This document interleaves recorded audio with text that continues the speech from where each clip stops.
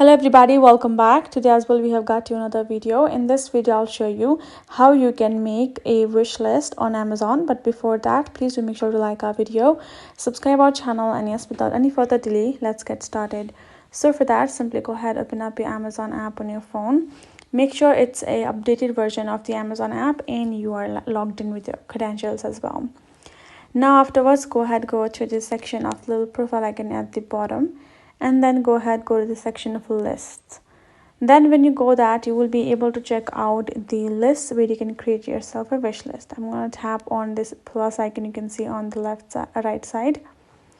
Then go ahead, add in the name. You can make it simply a wish list by typing the wish list over here and tap on create list, and your wish list is now ready. And you can see there are no items in this. I can simply tap on invite and invite other people, or I can choose to section it as well.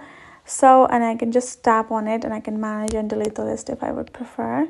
So that is how easy it is to do so. Again, simply open up your app right over here, tap on plus icon and type in the list name over here, tap on create list, and you're good to go.